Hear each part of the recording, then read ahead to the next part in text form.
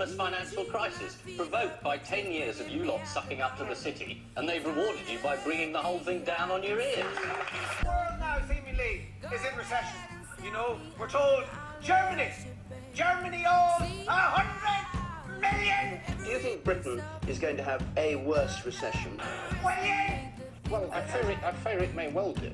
And public sector workers have been outraged. They've failed.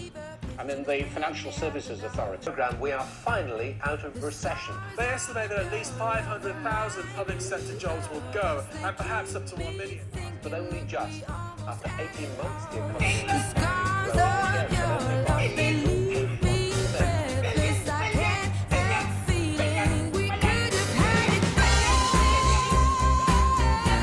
This really unemployment is starting to fall. What about the bigger picture? Is our new promoter?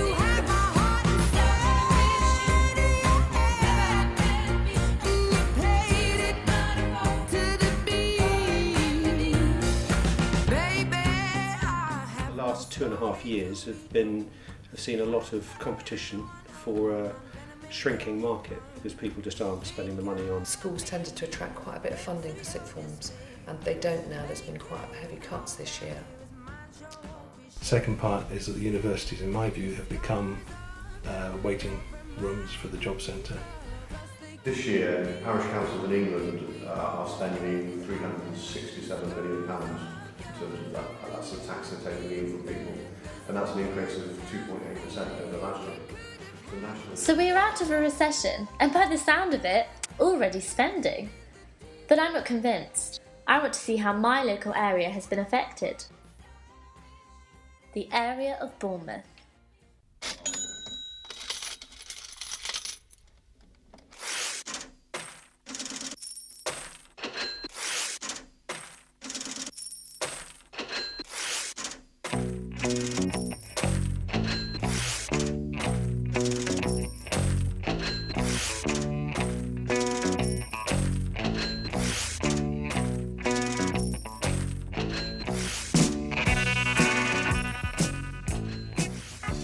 The city of Bournemouth has a moderately large population. It's a thriving town which is furnished with plentiful business.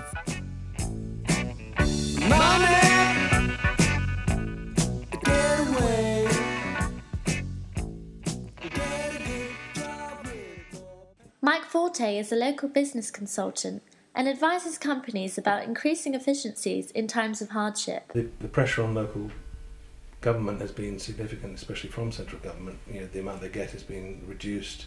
They have to justify their spending more.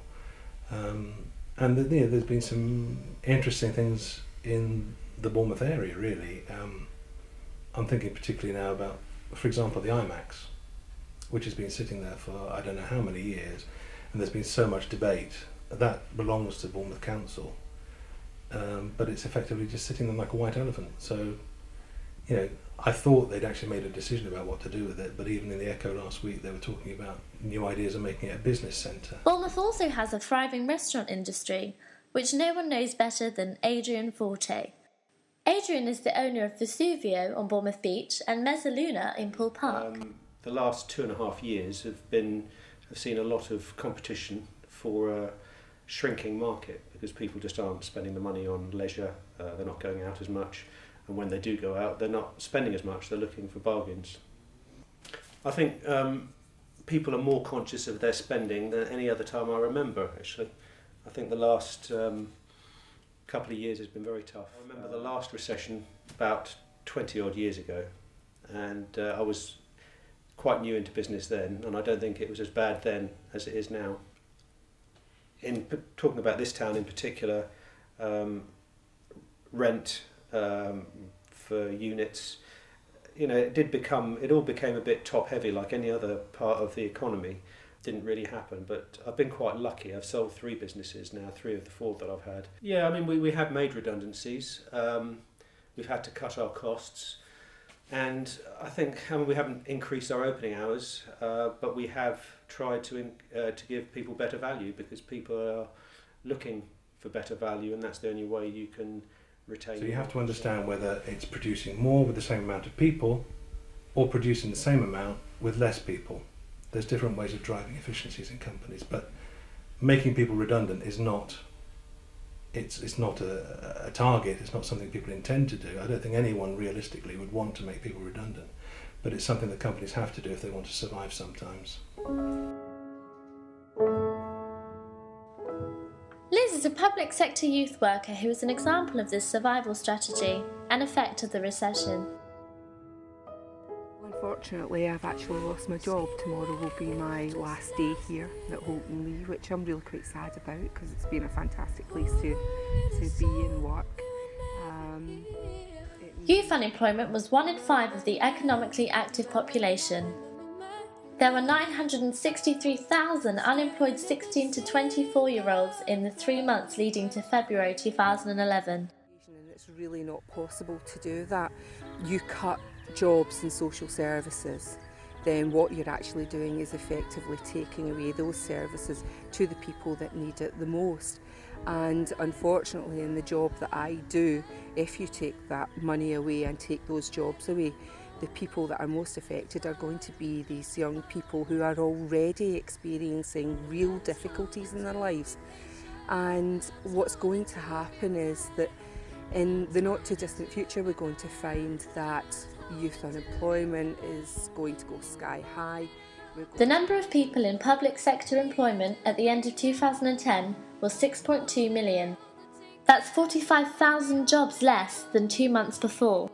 We asked Liz what this meant for their services. Cut services back so rashly the way that they have. I mean, they've cut them back to the bare bone. And that doesn't mean to say that there aren't as many young people out there who need the help. It just means that there's going to be fewer people actually offering the help to these young people.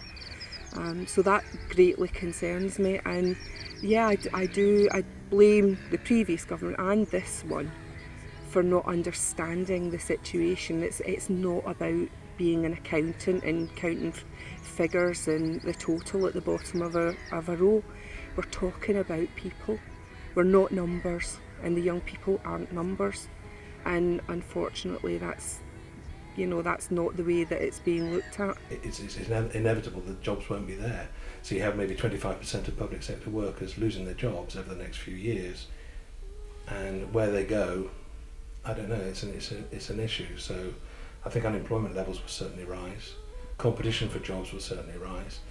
And I think that will definitely have an effect on youngsters coming out of university. The number of people going into universities has increased significantly over the last 20 years, and it's effectively become the waiting room for the job centre. Someone that has first-hand experience in this field is Lynn Jarvis, a head of sixth form at Thurndon Upper School. Mrs. Jarvis deals with students that are about to leave higher education and either enter university or full-time work. It's tended to have an impact on students in terms of what they want to do next. So when it comes down to sixth formers, they've tended to think seriously about whether or not they want to go to university because of the fees, which is what you were saying earlier. They're really scared that they're going to be running up huge amounts of debt, which is obviously going to be much, much higher now with £9,000 fees for most universities that are coming through now. So students' choice will be less. I think also there'll tend to be class sizes. So you've got kids sort of saying they don't really necessarily want to go anymore. They're worried that they're going to walk out with sort of £45,000 worth of debt and not really knowing how they're going to pay it off. One such student was Elliot Bones, a 19-year-old who has recently left sixth form and opted to take on an apprenticeship in carpentry. We asked Elliot the reasons for choosing full-time work instead of a university path. I wanted to start earning money from the off. I recently discovered that university fees were quite high, and I didn't want to come out of university with sort of 20 grand debt and realise there's not a guaranteed job at the end of it. There'll be one or two students who used to get university grants when, I went to school, to university with one whose father owned half of Essex and he's still got a full grant. There are one or two people who fiddle it, but by the same token, there are people who it's absolutely made the difference between them being in education and not being in education.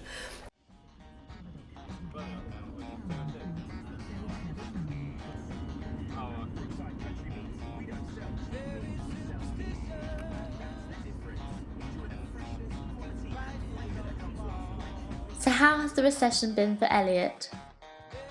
Well, it's been quite tough. Only recently, a couple of weeks ago, I was laid off for a period of time. My company had insufficient work for me, but on the other hand, I still had bills to pay, car insurance, food, etc. I am one of the lucky ones, really, especially like the older jobless people. Their bills are obviously going to be a lot higher than mine, more expenses to pay. So yeah, I'm just one of the lucky ones that actually has a job. Most people are spending quite a lot of money nowadays, taking out credit cards when not needed, taking out loans when also not needed. Before they know where they are, they're in loads of debt and ultimately struggling to pay it back in the end. So for example, if you take my grandfather's time, when they were living hand to mouth, they would never actually get into debt, they wouldn't take credit, they would only live from the money they'd earned, then people tend to live within their means, and people didn't have the stressful lives that they have now. But now everybody's expecting to have a car, televisions, videos, DVDs, it has to be Blu-ray, whatever the next thing is. Kids want to have an iPhone, it can't be an iPhone 3GS, it has to be a 4. And then in a couple of months' time they'll be wanting an iPhone 5. So expectations and desire has changed, and people are expecting these things almost as if they're entitled to it. So I think because of that, I don't think the cost of living has necessarily increased. I think what's increased is our demand on what we now consider to be basics, which never really were in the past. So, there you have it. We have heard the views of many professionals in different circumstances and industries. They have all concluded the effects of the recession are still very much around, and although we may be out of a recession, it will take a lot longer to be out of its shadow.